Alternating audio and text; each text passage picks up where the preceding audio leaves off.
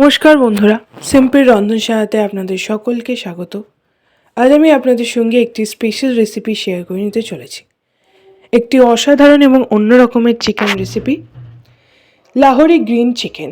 তো চলুন বন্ধুরা দেখে নিই কীভাবে আমি এই সহজ রেসিপিটা রান্না করি, এবং অবশ্যই পুরো ভিডিওটা স্কিপ না করে প্রথম থেকে শেষ অবধি দেখতে থাকুন এবং আমাদেরকে কমেন্ট করে জানান, আমাদের চ্যানেলটিকে সাবস্ক্রাইব করে দিন। তো চলুন বন্ধুরা দেখে নিই। প্রথমেই আমি এখানে নিয়ে নিচ্ছি পেঁয়াজটাকে খুব ভালো করে ছাড়িয়ে নিয়েছি। এবার আমি পেঁয়াজটাকে সরু সরু করে ঝিরিঝিরি করে কেটে নেব। প্রথমে পেঁয়াজটাকে খুব ভালো করে কুচি করে নিচ্ছি। আমি এখানে 5 থেকে 6টা মাঝারি সাইজের পেঁয়াজ নিয়ে নেব। দেখুন বন্ধুরা, ঠিক এইভাবেই সরু করে ঝিরিঝিরি করে পেঁয়াজটা কেটে নেব। 5 থেকে 6টা পেঁয়াজ কুচিয়ে নিয়েছি। এরপরে নিয়ে নেব রসুন, 2 থেকে 3টে বড় সাইজের রসুন খুব ভালো করে ছাড়িয়ে নিয়েছি। এবার এটাতে আমি একটা পেস্ট বানিয়ে নেব। দেখুন বন্ধুরা, একদম মিহি পেস্ট বানিয়ে নিয়েছি। এবার ওতেই আমি 200 গ্রাম আদা কুচি দিয়ে দেব। আদা কুচিটাকেও খুব ভালো করে আমি পেস্ট বানিয়ে নেব একইভাবে। আদা এবং রসুনটাকে আপনারা যদি একসাথে পেস্ট করতে চান তাহলেও হবে, তবে আমি এখানে আলাদা আলাদা পেস্ট করছি। এবার আমি এখানে মাংসটা নিয়ে নিয়েছি। চিকেন নিয়ে নিয়েছি 1 কেজি। এবার চিকেনটাকে ম্যারিনেট করার জন্য একে একে আমি সমস্ত উপকরণগুলো দিয়ে দেব। প্রথমেই দিয়ে দিচ্ছি নুন আমি এখানে 1 চামচ দিচ্ছি, তবে অবশ্যই কিন্তু পরিমাণ মতো দেবেন, খুব বেশি দেবেন না। এরপরে দিয়ে দিলাম হলুদ গুঁড়ো 1 চামচ। হলুদ গুঁড়ো দেওয়ার পর এবার দিয়ে দেব রসুন বাটা 1 চামচ। রসুন বাটা 1 চামচ দিয়েছি। এরপর দিয়ে দেব আদা বাটা 1/2 চামচ। এবার দিয়ে দেব পেঁয়াজ কুচি, প্রায় একটা মাঝারি পেঁয়াজ কুচিয়ে আমি এখানে দিয়ে দিচ্ছি। এরপরে দিয়ে দিচ্ছি তেজপাতা এবং তার সাথে গোটা গরম মশলা, এবং তারপরে দিয়ে দিচ্ছি 2 থেকে 3 চামচ সর্ষের তেল।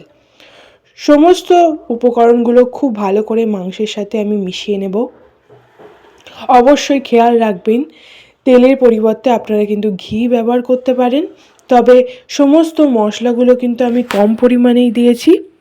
এবার এটাকে ম্যারিনেট করে আমি খুব ভালো করে চাপা দিয়ে 2 থেকে 3 ঘন্টা ফ্রিজে রেখে দেব। তবে সময় কম থাকলে কিন্তু 1 ঘন্টা রাখলেও হবে। এটাকে খুব ভালো করে ম্যারিনেট করেছি। এবার এটাকে 2 থেকে 3 ঘন্টা রেস্টে রেখে দেব। অন্যদিকে আমি বাকি উপকরণগুলো তৈরি করে নিলাম। প্রথমেই আমি এখানে আলু কেটে নিয়েছি। এবার আলুটা ভাজার জন্য কড়াইতে দিয়ে দিচ্ছি পরিমাণ মতো সাদা তেল। তেল খুব ভালো করে গরম হয়ে গেলেই কিন্তু আমি আলুগুলো ভেজে নেব। আমি এখানে 6 থেকে 7টা আলু 2 টুকরো করে কেটে নিয়েছি। এবার এটাকেও একটুখানি ভেজে নেব। সাদা তেলের মধ্যে সামান্য পরিমাণে হলুদ দিয়ে দিলাম, তাহলে কিন্তু আলু ভাজাটা একটু হলুদ হলুদ হবে, এবং যেহেতু তেলে দিয়েছি তাই হলুদের কাঁচা গন্ধটাও থাকবে না। এবার তেলটা খুব ভালো করে গরম হয়ে গেছে বন্ধুরা। একে একে আমি আলুগুলো দিয়ে দেব এবং মিডিয়াম থেকে হাই ফ্লেমে সমস্ত আলুগুলোকে খুব ভালো করে বাদামি আকার করে ভেজে নেব। একে একে সমস্ত আলুগুলো দিয়ে দিচ্ছি এবং এটাকে একটুখানি নেড়ে চেড়ে ভেজে নেব। অবশ্যই খেয়াল রাখবেন, আলু যদি কম পরিমাণে দিতে চান তাহলেও দিতে পারেন, তবে মাংসের পরিমাণ অনুযায়ী কিন্তু পুরো জিনিসটা করতে হবে। চাপা দিয়ে এটাকে 2 থেকে 3 মিনিট ভেজে নেব। 2 থেকে 3 মিনিট পর ঢাকনা খুলে দেখুন বন্ধুরা, এটা অনেকটা হয়ে গেছে, বাদামি বাদামি রং হয়ে গেছে এবং আলুটা প্রায় ভাজা হয়ে গেছে। এবার আমি এই আলু ভাজাগুলোকেই একটি পাত্রে তুলে নেব। একে একে সমস্ত আলুগুলো খুব ভালো করে ভেজে নিয়েছি এবং থালায় তুলেও নিচ্ছি। দেখুন বন্ধুরা,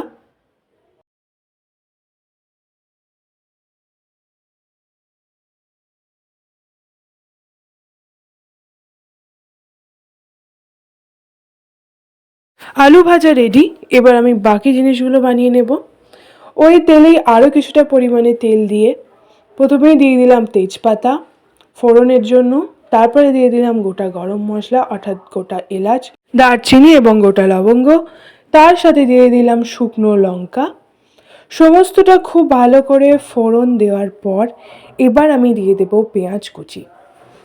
পেঁয়াজ কুচি দেওয়ার পর এটাকে বেশ কিছুক্ষণ ভেজে নিতে হবে। পেঁয়াজটা হালকা বাদামি রঙের হলেই কিন্তু তারপর আমি বাকি মশলাগুলো দেব। তার আগে কিন্তু হাই ফ্লেমে পেঁয়াজটাকে খুব ভালো করে ভেজে নিতে হবে। দেখুন বন্ধুরা, পেঁয়াজটাকে ভেজে নিচ্ছি। 2 থেকে 3 মিনিট পর এটা একটু বাদামি বাদামি হয়ে গেছে। এবার আমি দিয়ে দেব চিনি, একদম অল্প পরিমাণে। এতে কিন্তু তরকারির রঙটা দারুণ ব্যালেন্স হবে। এটাকে হালকা হালকা ভেজে নিয়েছি। এবার আমি এতে দিয়ে দেব আদা বাটা। আদা বাটা আমি দিয়ে দিচ্ছি 2 চামচ এবং তার সাথে দিয়ে দিচ্ছি রসুন বাটা 2 চামচ। রসুন বাটা দেওয়ার পর এটাকে খুব ভালো করে কষিয়ে নিচ্ছি। আমি এখানে বড় চামচে 2 চামচ রসুন বাটা দিয়েছি, ছোট চামচে 4 চামচ দিলেই হবে। এবার আমি এটাকে খুব ভালো করে কষিয়ে নেব। সমস্ত মশলার সাথে কষিয়ে নিতে হবে। লাহোরি গ্রিন চিকেনে একটা কিন্তু স্পেশাল টিপস, মশলা এবং চিকেন দুটো কিন্তু একসাথেই কড়াতে কষিয়ে নিতে হয়। মশলার সাথেই কিন্তু চিকেনটাকে কষিয়ে নিতে হবে, দেরি করা যাবে না। তাই আমি মশলার সাথেই কিন্তু চিকেনটাকে দিয়ে দিলাম। ম্যারিনেট করা চিকেন দিয়ে পুরো মশলার সাথে আমি পুরো ব্যাপারটাকে কষিয়ে নেব।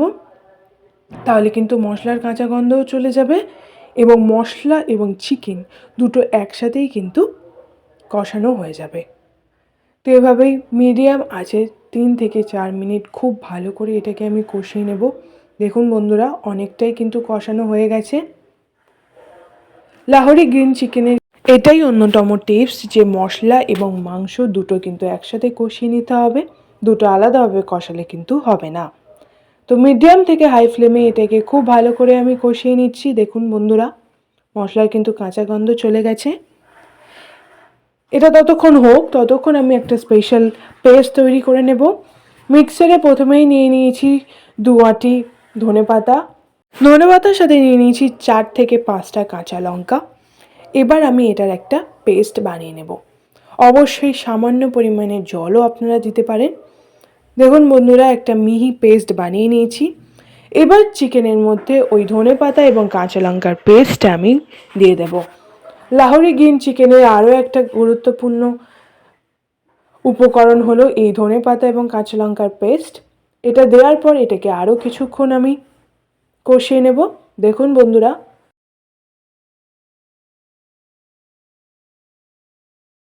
ধনেপাতার পেস্ট দেওয়ার পর এটাকে 2 থেকে 3 মিনিট কষিয়ে নিয়েছি। এবার আমি দিয়ে দেব নুন স্বাদ মতো। নুন দেওয়ার পরে দিয়ে দিলাম হলুদ গুঁড়ো 2 চামচ। হলুদ গুঁড়ো দেওয়ার পর এবার দিয়ে দিলাম লঙ্কার গুঁড়ো প্রায় 2 চামচ। তবে অবশ্যই লঙ্কাটা কিন্তু নিজেদের পছন্দ অনুযায়ী দেবেন বন্ধুরা। এবার আমি সমস্ত মশলা দিয়ে এটাকে আরও কিছুক্ষণ কষিয়ে নেব। তবে আর খুব বেশি কষানোর প্রয়োজন হবে না, মাংসটা অনেকটাই হয়ে এসছে এবং কষানোও রেডি। এবার আমি ভেজে রাখা আলুগুলো দিয়ে দেব। আলু দেওয়ার পর এটাকে আর একটু কিছুক্ষণ কষিয়ে নেব, যাতে আলুর সাথে সমস্ত মশলাটা খুব ভালো করে মিশে যায়। দেখুন বন্ধুরা, তবে আর খুব বেশি সময় লাগবে না, মাংসটা কিন্তু অনেকটাই হয়ে গেছে। লাহোরি গ্রিন চিকেন কিন্তু অনেকটাই রেডি। এটাকে একটু ভালো করে কষিয়ে নিলাম। এবার আমি এতে দিয়ে দিলাম উষ্ণ গরম জল। পরিমাণ মতো জল দিতে হবে বন্ধুরা, এবং জলটা যদি অল্প পরিমাণে আগে থেকে উষ্ণ গরম করে নেবেন তাহলে কিন্তু এটা ভালো হবে। পরিমাণ মতো জল দিয়ে দিয়েছি। এবার এটাকে কিছুক্ষণ ঢাকনা দিয়ে রাখতে হবে। দেখুন বন্ধুরা, 3 থেকে 4 মিনিট পর হাই ফ্লেমে ফুটে গেছে। এবার আমি গরম মশলা বাটা দিয়ে দেব, আপনারা চাইলে কিন্তু গুঁড়োও দিতে পারেন। তো লাহোরি গ্রিন চিকেন কিন্তু একদম রেডি হয়ে গেছে। গ্যাস বন্ধ করে আমি এটাকে কিছুক্ষণ চাপা দিয়ে রেখে দেব এবং ঝোলটাও যাতে একটু কমে যায় সেই জন্য এটাকে খানিকক্ষণ আমি রেখে দেব। দেখুন বন্ধুরা, স্পেশাল লাহোরি গ্রিন চিকেন একদম রেডি। তো অবশ্যই আমাদেরকে কমেন্ট করে জানান রেসিপিটা কেমন লাগলো। ভালো লাগলে লাইক করে দিন, শেয়ার করে দিন এই রেসিপিটিকে। আমাদের চ্যানেল সিম্পল রন্ধনশালাটিকে সাবস্ক্রাইব করে দিন, পাশের বেল আইকনটি প্রেস করতে ভুলবেন না এবং রবিবার দুপুরে এই স্পেশাল রেসিপিটা অবশ্যই বাড়িতে বানিয়ে নিন। ধন্যবাদ।